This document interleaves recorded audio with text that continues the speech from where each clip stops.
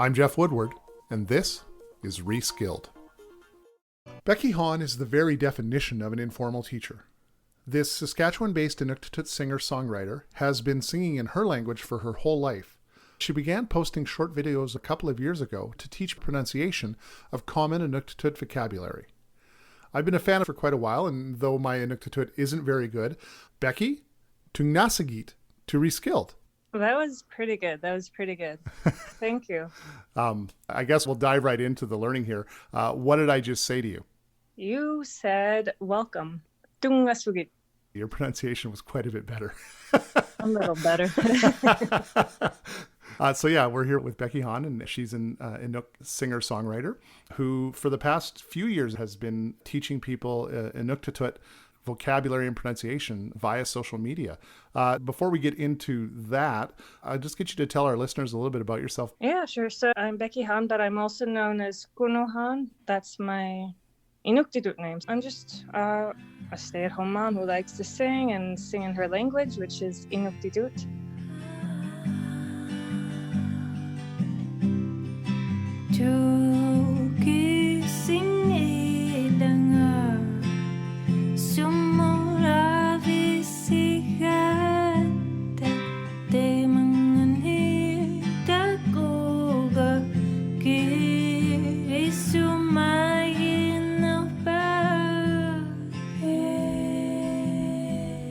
I grew up in Arctic Bay, Nunavut, in Ikbelchuk, and that's where a lot of the inspiration for my music comes from. Home and the land and the people. And for the last decade and a bit, I've been writing in Inuk and eventually started creating music. And slowly from that, I started sharing it. And to this day, I'm still making music and spreading Inuk where I can online. Awesome. So you currently live in Saskatoon. Can you tell us how far Saskatoon is from Arctic Bay? Far. I don't know if I want to know. How many planes do you have to take to go home? If you're going through Ottawa, at least 3 if you're changing planes in Iqaluit, but everyone says Iqaluit. And then you go the last leg up to Arctic Bay. And what's the Inuk name for Arctic Bay? Ikbelchuk, pocket. And a lot of people think that's where the name was inspired because the community is enclosed with these mountains. Like, we're surrounded by mountains. So yeah, you would think, okay, pocket makes sense. But actually, a very well-respected elder in Arctic Bay who is turning 101, I believe, this summer, 100 years old, said it actually means because Baffin Island is made up of so many tiny, tiny islands. That's where the meaning comes from, Belgium. But a lot of people don't know that. That is super cool. That's awesome. Thank you. I'm looking forward to learning a lot in the next little while. Now, did you grow up with your language? Because I know for a lot of Indigenous people through many generations weren't able or allowed. It really became, something that was lost for a lot of families and a lot of nations across the country. What was your experience as a kid with your language? Well, I feel really lucky because where I come from in the North Baffin, the high Arctic, that was your first language, Inuk, and then English came second. Like in school, you didn't learn English until you were maybe in grade 4, but I was one of the few where I also had English back home because my dad's from Ontario. But yeah, back home, growing up, and still today, Inuk comes first, and I feel lucky for that. Because I know a lot of other Indigenous people didn't have that opportunity.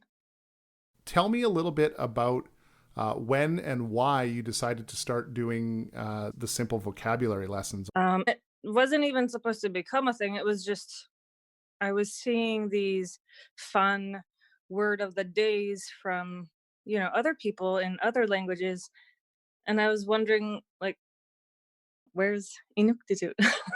There's many Inuktitut speaking people and people who want to learn our language that I'm sure would appreciate this. So I just started word of the days, and it's not a continuous, structured, scheduled thing. It's just spur of the moment. Oh, this would be a cool phrase or a fun word.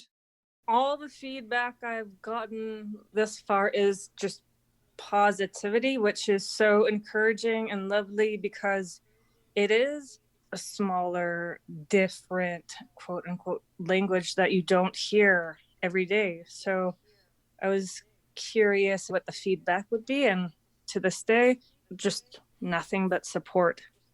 You mentioned that it's a small language. How many native Inuktitut speakers would there be? I know a little bit about this, but not very much. An indigenous speaker from Alaska speaks a different version than an indigenous speaker from, say, Greenland, correct? Yes. So exactly. So there's Greenland, there's Alaska, there's Nunavut, and then you have your northern Quebec, and just so many different dialects in between that. But what's amazing about Inuit and people all over the Arctic is there's so many similarities where you can almost pick up and understand what they might be saying. Mm-hmm. Mm-hmm.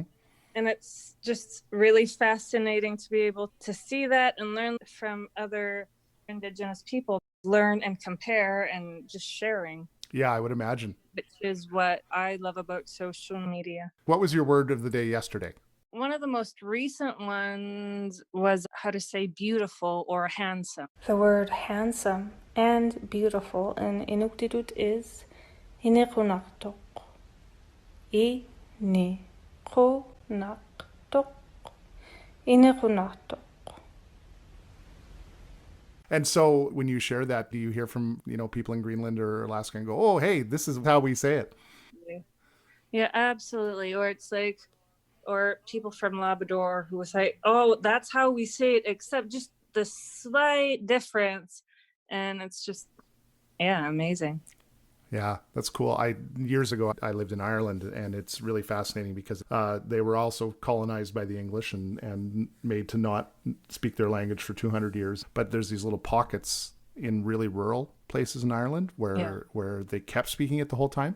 And so their pronunciation would be, it hasn't evolved in the same way. And so you have these slightly different dialects in places that are like 30 miles apart, right? Oh, that's amazing.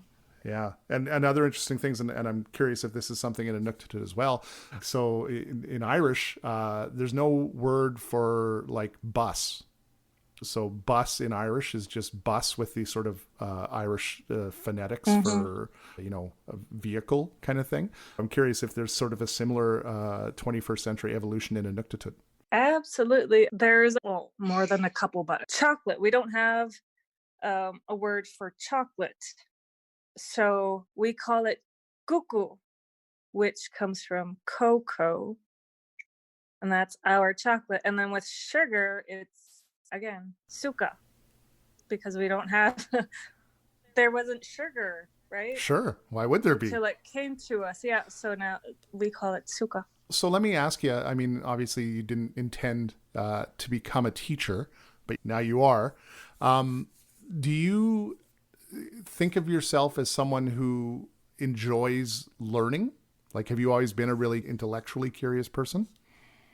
Fairly so, but I think mainly it comes just from pride from my language and my heritage. I don't really consider myself a teacher, far from it. Just another person online who wants to share something, because everyone that's on social media is there to learn or there to share. And that's just what I enjoy doing. I think that's social media at its best. Is that everyone's there to learn and share. Do you get requests like, oh, I want to know how to say, snowmobile or hockey in Inuktitut so that I can share it with my kids and stuff like that? I do. If they're willing to learn and they have an interest, I'm more than happy to help them out and spread Inuktitut, my language, wherever I can. What will often twig your word of the day? It can be totally random, or it could be my mood that day. It could be from a conversation I've had or what I've seen online that day. And it's always random. Awesome. You're a singer and a songwriter, and you sing primarily in Inuktitut. Yeah. And it obviously has different sort of structure and sort of a sound set than many languages. Does that change how you write music? It's definitely a different style, and you have to kind of change your thought process because Inuktitut it's more literal than English. It's not really possible to translate English to Inuktitut literally because then it doesn't make sense. So you have to approach it from just a different angle. But it's definitely fun to explore that and to try and express it in that language. Yeah, I would think. So there's not the same sort of metaphor or simile that you have in English? Exactly. Yeah. That has got to be very challenging as a songwriter. Yeah, it is. So I'm going to put you on the spot here. I'm wondering if you might be able to teach me how to pronounce a word. Sure. Is there an Inuktitut word for learning? Yes. Learning would be ilinamnik. Oh, God. Okay, here we go. So give me that one more time. I. E. Lin. Kling. Nyang. Nyang. Nik. Nuk. Ilinamnik. Iling nyang nuk. There you go. There's a lot of tongue at the edge of your throat sort of verbalization, eh? Yes. Thanks so much for joining us, Becky Han. I really appreciate you sharing your knowledge and your pride of your language with us today on ReSkilled. Thank you so much.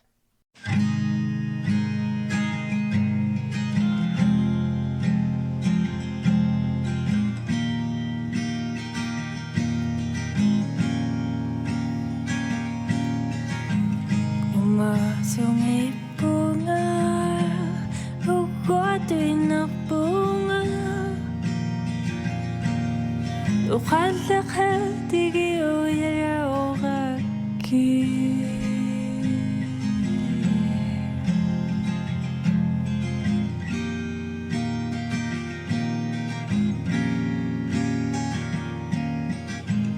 Ningaw mangit bunga, sailito'y napunga. Kayo sa'yo'y now yung nakano.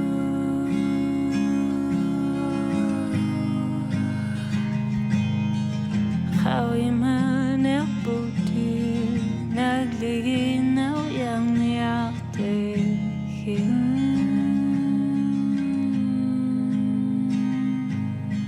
Kao'y manakbuti, nagliginaw yung niyaktihin.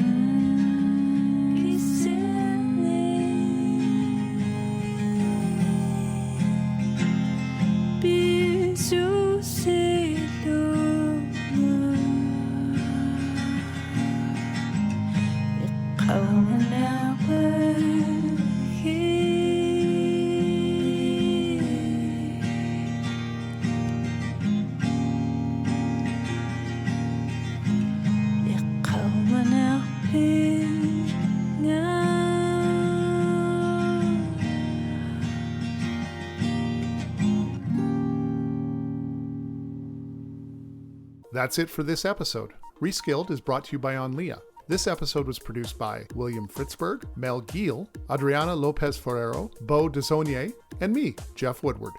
The music you heard in this episode was I'm Not Sad by Becky Han.